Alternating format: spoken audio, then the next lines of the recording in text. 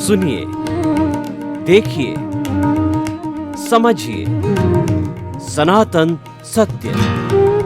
जैसी दृष्टि वैसी सृष्टि, दृष्टि विज्ञान।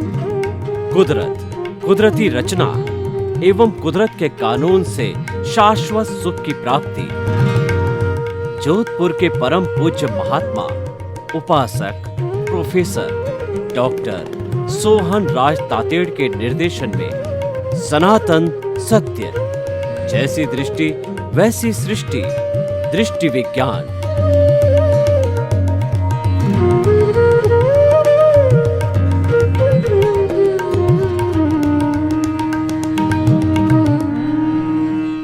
भाई और बहनों, स्टूडियो में आपका हार्दिक स्वागत है, अभिनंदन है, सत्कार है। आत्मविज्ञान साइंस ऑफ द सोल कार्यक्रम के अंतर्गत हम आपको सही दृष्टि, सही सोच, राइट विजन, राइट थिंकिंग के तहत आपकी जितनी भी नकारात्मक सोच है, आपकी जो विचारधारा जो गलत दिशा में जा रही है, उसको सही दिशा में मोड़ते हैं ताकि कि आपकी दृष्टि का शुद्धिकरण हो। जब आपको सही दृष्टि मिल जाएगी तो आपकी सृष्टि सही हो जाएगी। कहा भी गया है कि दिशा बदल दो, दशा बदल जाएगी। नजर बदल दो, नजरिया बदल जाएगा। तो आपको अच्छा इंसान बनना है तो आपकी दृष्टि को शुद्ध करना पड़ेगा, आपकी समझ को सही करना पड़ेगा, और समझ को सही करना ही सच्चा दर्शन है। और वही सम्यक दर्शन है, वही सम्यक ज्ञान है, और वहीं से मुक्ति की नींव लगती है। ये सारा कार्य हम अलग अलग एपिसोड्स के माध्यम से करते हैं। तो आज हमारा बहुत ही सुंदर एपिसोड लेकर के हम प्रस्तुत हो रहे हैं आपके सामने। आज का हमारा विषय है अकर्ता भाव से मुक्ति। भाई और बहनों, कर्ता और अकर्ता, ये दो भाव कौन से हैं? देखिए, यह काम मैंने किया, यह मेरा परिवार है, ये मेरा घर है, ये मकान मैंने बनवाया, मैं भारत का प्रधानमंत्री हूँ, मैं जो है वो बड़ा मिनिस्टर हूँ, मैं लेखक हूँ, मैं इंजीनियर हूँ, मैं सीए हूँ, मैं किसी का पिता हूँ, मैं किसी की पत्नी हूँ, मैं किसी का पुत्र हूँ। ये सारा कर्ता भाव है, कर्ता भाव का रोपण है, ये आरोपण है, और ये आरोपण ही अज्ञान है। और जहाँ वहाँ अज्ञान है वहीं बंधन है। ये मिथ्या दृष्टि है, और इसको मिथ्या दर्शन भी कह सकते हैं, इसको मोह कह सकते हैं। मिथ्या दर्शन, मिथ्या ज्ञान और मिथ्या मोह, ये तीनों घाती कर्म हैं जो कि आत्मा की घात करते हैं, और उससे अंतराय लगी होती है। आत्मा का केवल ज्ञान प्रकट होने में अंतराय लगती होती है, और ये तीनों टूट जाते हैं तो अंतराय साथ में ऑटोमेटिकली टूट जाती है, और केवल ज्ञान रूपी ईश्वर प्रकट हो जाता है। तो भाई और बहनों, कर्ता भाव। अब अकर्ता भाव क्या है? अकर्ता भाव ये है कि जो मेरा परिवार चल रहा है, जो मैं कार्य कर रहा हूं, उसमें एक निमित्त हूं। अपने आप को निमित्त समझो। कर्ता का मतलब मालिकीपन, मेरा मकान, मैं लेखक। ये मालिकीपन जहाँ समाप्त होता है वहाँ अकर्ता भाव होता है, और मालिकीपन रहने से कर्ता भाव होता है। भगवान कृष्ण ने गीता में कहा कि तुम निष्काम कर्म करो। कर्म मनुष्य को करना पड़ेगा, क्योंकि मनुष्य पीछे से लेकर के आया है। मनुष्य के सामने ऐसा कभी क्षण नहीं आता कि वो कर्म नहीं करता, क्योंकि मन वचन काया से कर्म होते हैं। आप नींद भी ले रहे हो तो भी कुछ कर्म कर रहे हो। आपके भीतर कुछ न कुछ चिंतन विचार चलता रहता है। आपकी आत्मा नहीं सोती, आपकी प्रतिष्ठित आत्मा नहीं सोती। आपका स्थूल शरीर सो जाता है, लेकिन प्रतिष्ठित आत्मा है वह आपकी प्रतिष्ठा करती रहती है नींद में भी। तो कहने का अर्थ ये मालिकीपन और मालिकीपन न रहना, ये अकर्ता भाव है, मालिकीपन कर्ता भाव है। हम गीता की बात कर रहे तो भगवान कृष्ण ने कहा कि कर्म करना पड़ेगा और कर्म करते रहना चाहिए, और जो लगातार कर्म करता है वह कर्मशील कहलाता है। लेकिन कर्म योगी कौन कहलाता है? उन्होंने कर्म योगी उसको कहा कि संपूर्ण कर्म करने के बाद जो रिजल्ट मिलना है, अच्छा आए या बुरा आए, उसकी तरफ वह चित्त नहीं लगाता, वह उसका चिंतन नहीं करता। यानी बिना परिणाम की चिंता किए लगातार कर्म करते रहना, वह कर्म योगी कहलाता, वो स्थित प्रज्ञ कहलाता है। क्योंकि स्थित प्रज्ञ होता है वह लाभ में, हानि में, तिरस्कार में, समान में, ठंड में, गर्म में, और जो है थोड़े में, ज्यादा में, सबको समान समझता है, सबके में संतुष्ट रहता है। तो निष्काम कर्म करना यानी वो फल की बिना इच्छा किए हुए कर्म करना है। ये अकर्ता भाव का है भगवान कृष्ण ने गीता के अंदर। अब देखिए, कर्ता भाव से संसार, कर्ता भाव से बंधन, अकर्ता भाव से मुक्ति। कैसे?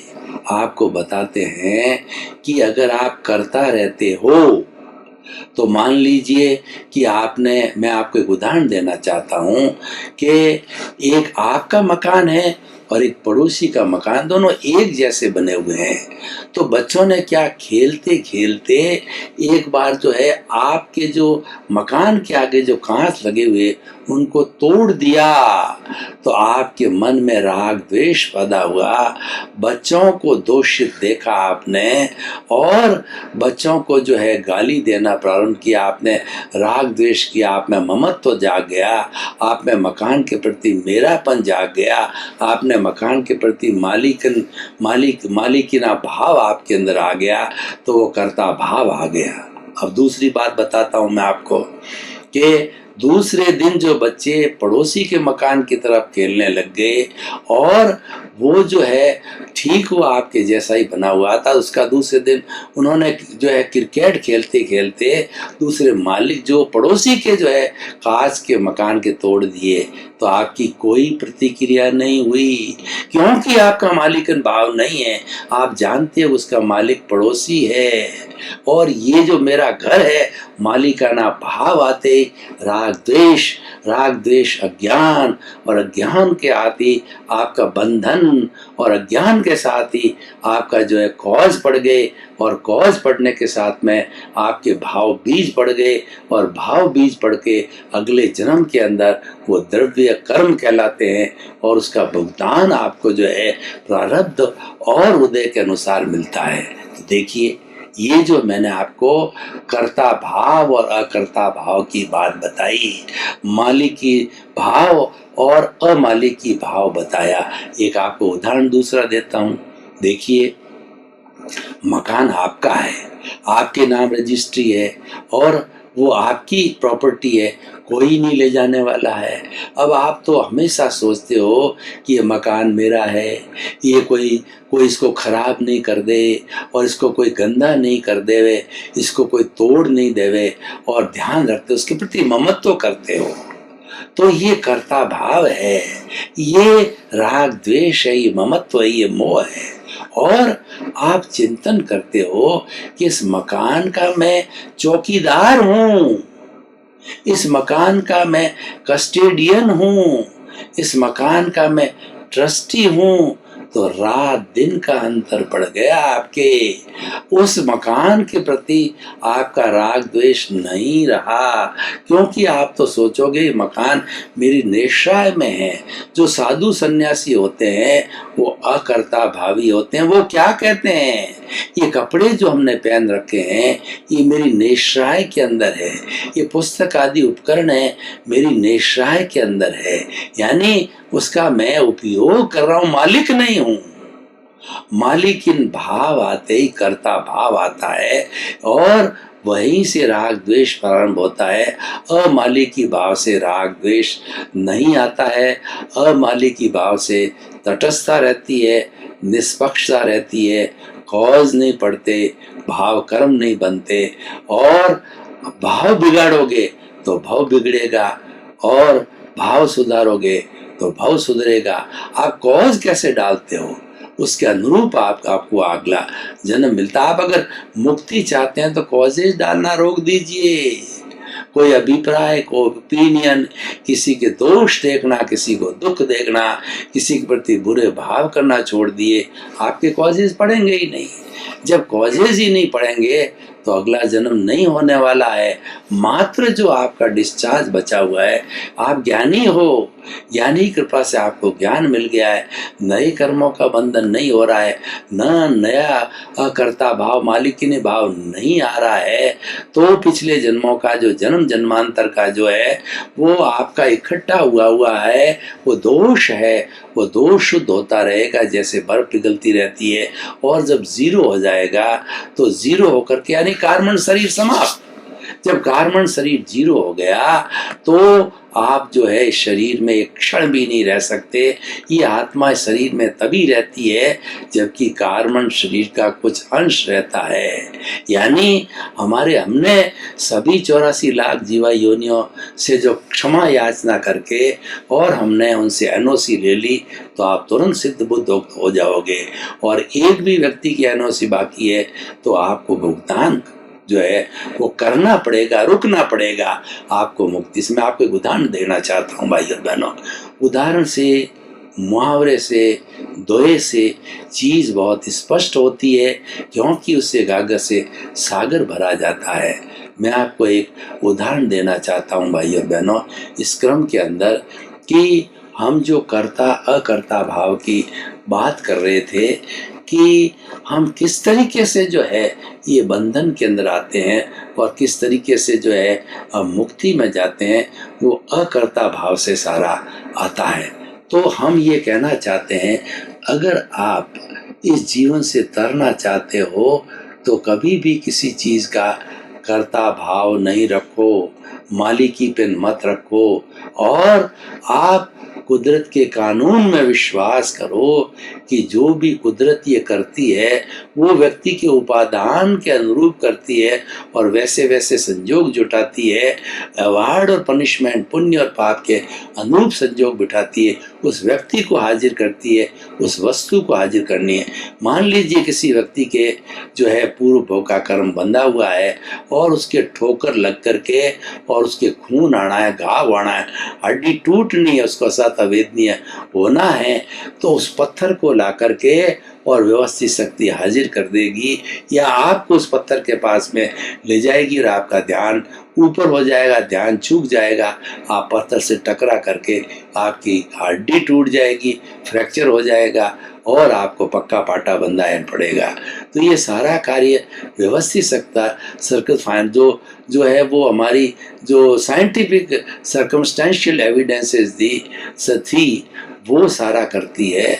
तो भाई और बहनों इस तरीके से जो हमें चिंतन करते रहना चाहिए कर्ता अकर्ता भाव का, और कर्ता भाव को हटाने के लिए हमें कुछ जो है 5 आज्ञाओं का भी चिंतन करना जरूरी है, क्योंकि 5 आज्ञाई मुक्ति है, 5 आज्ञाई ज्ञान है, 5 आज्ञाई भगवान राम है, कृष्ण है और महावीर है और वही मोक्ष है, वही 24 तीर्थंकर है। 5 आज्ञा बड़ी सिंपल है और बड़ी सटीक है। 5 आज्ञा कौन सी है? रिलेटिव, रियल, अकर्ता भाव और संभाव और जागृति। देखिए पहले रिलेटिव क्या है? कोई भी व्यक्ति हमारे सामने आके खड़ा होता है, चाहे सुंदर युवती हो, उस पर बिना लुब्ध हुए हमें ये चिंतन करना चाहिए। तो हाड़ मांस का पुतला है, अगर इसकी चमड़ी को अगर हटाया जाए तो इतनी बदबू आएगी कि आप वहाँ खड़े ही नहीं रह सकते, लुब्धता समाप्त हो जाएगी। रिलेटिव पॉइंट ऑफ व्यू से ये नामधारी है, देहधारी है, और ये जो है वो हाड़ मांस का पुतला, ये रिलेटिव है। परंतु उसके साथ साथ में यह भी आप अनुभव करो कि शरीर रिलेटिव है, लेकिन इसके भीतर जो प्रभु विराजमान है वो मूल रूप से शुद्ध आत्मा है। और ये शुद्ध आत्मा वही है जैसी मेरी है, चूहे की, बिल्ली है, राम की है, कृष्ण की है, महावीर है, 24 तिरुकों की। शुद्ध आत्मा में किसी कोई फर्क नहीं है। जो हमको फर्क नजर आ रहा है रिलेटिव रूप के अंदर, वो अलग अलग अपने अपने कर्मों के अधीन, अपने अपने कर्मों के जो उदय और प्रारब्ध के अनुरूप कर्मों के अधीन, आयुष्य कर्म के अधीन वह शरीर नजर आ रहा है। तो भाई और बहनों, ये 2 आज्ञा होगी। तीसरा आज्ञा जिसकी मैं बात कर रहा था, अकर्ता भाव की, जिससे हमारी बंधन की मुक्ति होती है। तो कर्ता व्यवस्थित शक्ति है, कर्ता कुदरत है, और कुदरती रचना और कुदरत के कानून के अंतर्गत यह कुदरत कार्य करती है। ये साइंटिफिक सर्कमस्टेंशियल एविडेंसेस है, और वही सारा कार्य करती है, वही संजोग जुटाती है। उसमें व्यक्ति बिल्कुल स्वतंत्र है, व्यक्ति की बिल्कुल नहीं चलती। वो तो जो उपादान करके आ गया है। देखिए कि हम 3 घंटे का उदाहरण देता हूँ। 3 घंटे का पेपर सॉल्व करने के लिए हमारे पास किसी सब्जेक्ट का एक पेपर आया, उस पेपर को हमने सॉल्व किया, 2.5 घंटे हुए। आधा घंटा हमारे पास है, आपने आद्योपांत स्टार्ट से एंड तक फिर पढ़ा और देखा कि गलत हो गया, काट के नया उत्तर लिख दिया, संशोधन किया। तो हम 3 घंटे तक संशोधन करने में स्वतंत्र थे, और 3 घंटे पूरे होते ही वह जो है पेपर हमने एग्जामिन इन्विजिलेटर को हैंड ओवर कर दिया। तो अब देखिए कि हम ये कहना चाहते हैं कि आपने पूर्व जन्म में जो पेपर दिया है उसका रिजल्ट जो है इस जन्म में मिल रहा है, उसका उपादान इस जन्म में मिल रहा है, उसका जो मार्किंग है इस जन्म के अंदर हो रही है, द्रव्य कर्म के रूप में हो रही थी, पहले भाव कर्म करे क्या हो, उसी के अनुरूप ही जो है ये सृष्टि, ये जो हमारी कुदरत और ये हमारी व्यवस्थित शक्ति जो है वो संजोग जुटाती है, उस कार्य को निमित्त खड़ा करती है, और निमित्तों के आधार पर जो है उदय भाव और प्रारब्ध होता है, और व्यक्ति को सुख दुख की अनुभूति होती है। तो भाई और बहनों, हम अकर्ता भाव की बात कर रहे थे। बहुत ही सुंदर विषय है, इसको हमें बहुत जो है आगे चल करके देखना चाहिए। अकर्ता भाव का एक उदाहरण देना चाहता हूँ कि एक माँ बच्चे को जन्म देती है, तो माँ ये चिंतन करती है, उसके प्रति मोह करती है कि ये बच्चा मेरा है, ये बड़ा होगा, इसकी शादी होगी, इसकी बहू आएगी, वो मेरी सेवा करेगी, ये बच्चा मेरे को कमा के देगा, मेरे को बूढ़ा में मैं सुख दे। कितनी धारणाएं बना देती है। और एक दाय होती है, उसको ड्यूटी दी होती है कि प्रतिदिन तुम बच्चे को नहलाओगे और इसकी देखभाल करोगे, कपड़े पहनाओगे और इसकी पूरी परिचर्या तुम करोगे। तो दाय क्या सोचती है कि मेरी ड्यूटी है, इसको कपड़े पहनाना, इसको नहलाना धोलाना, इसको भोजन खिलाना, इसको सुलाना, जो इसको सारा ये मेरी ड्यूटी है, उसका मुझे पारिश्रमिक जो है वेतन मिलता है, इसके अलावा वो कुछ नहीं सोचती है। दोनों में कितना फर्क है, एक में तो मालिकन भाव है और दूसरे के अंदर अकर्ता भाव है। तो दाय कभी अगर बच्चे कुछ हो जाता है तो दाय कभी दुखी नहीं होती है, लेकिन बच्चा मान लो गुजर गया, बच्चा बीमार पड़ गया, तो माँ को जो है राग द्वेष होता है, दुख होता है, कष्ट होता है, और दाय को नहीं होता है। तो भाई और बहनों, हम जो है ऐसे बहुत से उदाहरण भरे पड़े हैं अकर्ता भाव के। आप गीता को लीजिए, गीता जो है युद्ध के मैदान में लिखी गई और 18 दिन तक युद्ध चला। उसके पहले बहुत प्रयास किए गए, विश्व पितामह ने प्रयास किए और जो है वो द्रोणाचार्य ने प्रयास किए कि किसी तरह से दुर्योधन जो है समझ जाए, लेकिन दुर्योधन दुर्जन व्यक्ति था, नहीं समझा। भगवान कृष्ण शांति दूत बन करके आए। उन्होंने जो दुर्योधन को कहा कि भाई युद्ध होगा तो युद्ध के अंदर लड़ाई में लड्डू नहीं बढ़ते हैं, जन और धन की बहुत अपार हानि होगी, क्योंकि सेनाएं लड़ेगी, अपार हानि होगी। तो तुम 5 भाई वो संतुष्ट हैं, अगर एक एक को एक गांव दे दो, तुम्हारे पास सैकड़ों गांव है जिसके तुम मालिक हो। धृतराष्ट्र जो अंधा है उसे वो उसके वारिश तुम और गद्दी पे तुम बैठने हो, और गद्दी के रूप में तुम बैठ के सारा राजकुमार का कार्य कर रहे हो, 5 गांव दे दो। तो उन्होंने, दुर्योधन ने उत्तर दिया कि 5 गांव क्या है, चलिए। तिरस्कार किया भगवान कृष्ण का कि मैं जो उन पांडवों को जो एक सूरी की अणी जितनी भी जमीन नहीं दूंगा। तिरस्कार करके वापस भेज दिया। तो भगवान कृष्ण को जो है अब युद्ध छिड़ता है, तो युद्ध 18 दिन चलेगा। उस युद्ध के अंदर ये निर्णय हुआ कि मुख्य 2 योद्धा आमने सामने लड़ने वाले, दुर्योधन और अर्जुन, तुम मांगो कि तुम्हें क्या चाहिए। एक तरफ तो 16 अक्षुणी सेना है और दूसरी तरफ जो है ये निहत्ता वो जो भगवान कृष्ण है, तो किसको क्या लेना है। तो दुर्योधन ने तो जल्दी करी, उन्होंने कहा ये तो निहत्ता छलिया है, इससे मेरा क्या भला होने वाला है, मेरे पास तो लड़ेगी तो सेना लड़ेगी। तो अक्षुणी सेना को उसने लिया, वो उसको मिली। और जो है अर्जुन ने कहा मुझे तो जो है ये नियत कैसे सारथी के रूप में भगवान कृष्ण चाहिए, परामर्श के रूप में। तो भगवान कृष्ण सारथी बने, वो विराट स्वरूप बताया कि मेरा ये विराट स्वरूप है, अनंत बड़ा स्वरूप है उन्होंने। और जो युद्ध चालू हुआ तो युद्ध के समय के अंदर जो है दुर्योधन ने हथियार डाल दिए। उन्होंने कहा कि मेरे सामने विश्व पितामह है, मेरे गुरु द्रोणाचार्य है और मेरे कौरव सैकड़ों भाई है, मेरे भतीजे हैं, चाचा है, मैं किससे युद्ध करूं, मैं मेरों से युद्ध करूंगा और इनका खून बहाऊंगा। तो भगवान कृष्ण ने कहा तुम क्षत्रिय हो, क्षत्रिय को युद्ध के मैदान में पीठ नहीं बताई जाती है, और तुम तो अकर्ता भाव से काम करोगे। ये अर्जुन है, ये तो रिलेटिव है, ये जो लड़ेगा ये अर्जुन लड़ेगा, क्योंकि उसकी ड्यूटी दी गई है। और जो भीतर तुम्हारे बैठा है वह जो प्रभु है, वो चेतन तत्व है, वो अलग है। उसको जो भेद विज्ञान कराया कि तुम तो शुद्ध आत्मा हो और ये लड़ने वाला अर्जुन है, अर्जुन अलग है, तुम अलग हो। उसको विधेय बनाया और सारा विधेय बना करके और उसको लड़ाई की कर्तव्य रूप के अंदर, निष्काम कर्म के रूप में तुम्हें कर्म करना चाहिए, फल की इच्छा नहीं करना, क्योंकि तुम अपनी तरफ से युद्ध नहीं कर रहे हो, तुम्हारे पे थोपा गया है और तुम्हारी ड्यूटी है, तुम क्षत्रिय हो, तुम्हें ड्यूटी का पालन करना भी धर्म होता है।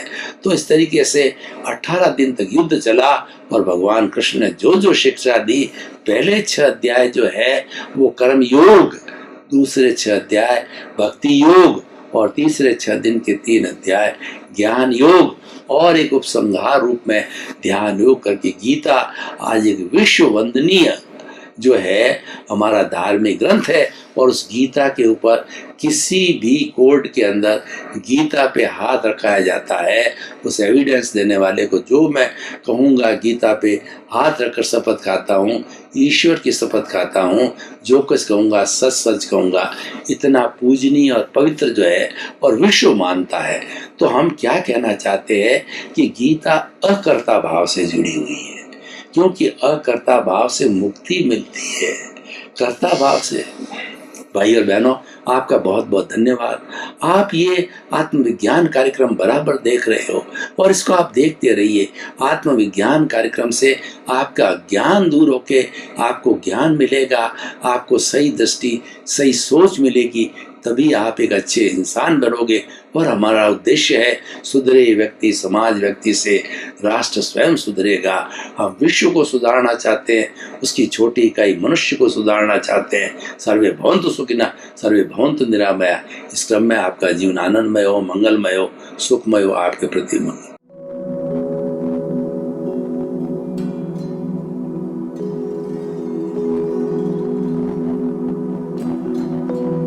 एक ऐसा अंतर्राष्ट्रीय ख्याति प्राप्त मानव जो गुरु प्रेरणा से पिछले 20 वर्षों से वानप्रस्थ जीवन जीते हुए 24 घंटे मानवता की सेवा में संलग्न है।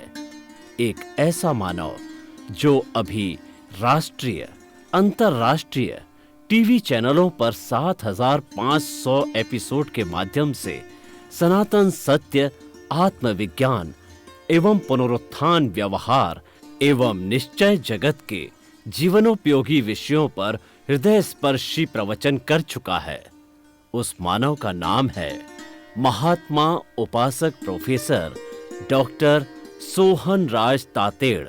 प्रोफेसर तातेड़ द्वारा योग, दर्शन, शिक्षा विषयों पर रचित पीएचडी स्तर के 250 शोध ग्रंथ भारत के 100 प्रतिष्ठित विश्वविद्यालयों में शोधार्थी पढ़ रहे हैं तथा वे सभी शोध ग्रंथ वहां की सेंट्रल लाइब्रेरियों में उपलब्ध हैं। महात्मा सोहन राज ने अभी तक हजारों स्कूलों, कॉलेजों, विश्वविद्यालयों एवं संस्थाओं में सेमिनार, वर्कशॉप, कैंप लगाकर लाखों विद्यार्थियों को योग, दर्शन, शिक्षा का प्रशिक्षण देकर उन्हें सुसंस्कारित किया। डॉक्टर तातेड़ ने भारतीय संस्कृति उत्थान के 4000 से अधिक समसामयिक विषयों पर आर्टिकल लिखकर ऑनलाइन जर्नल, पत्रिकाओं, वेबसाइट्स पर प्रकाशित किया, जिसका उपयोग लाखों पाठक कर रहे हैं। उपासक तातेड़ के 5000 से अधिक आज का सुविचार, आज का शुभ संदेश, आज का मंगल भावना योग आदि चिंतन websites, Twitter, blogger, Facebook, YouTube माध्यमों से लाखों लोग अपना जीवन निर्माण कर रहे हैं। मानवता के मसीहा ऐसे महामानव महात्मा सोहन राज तातेड़ के प्रोफाइल को अभी तक विश्व के 20 लाख दर्शक यूट्यूब पर, 12 लाख गूगल पर एवं लाखों दर्शक फेसबुक, ब्लॉगर, ट्विटर और इंस्टाग्राम पर देख चुके हैं।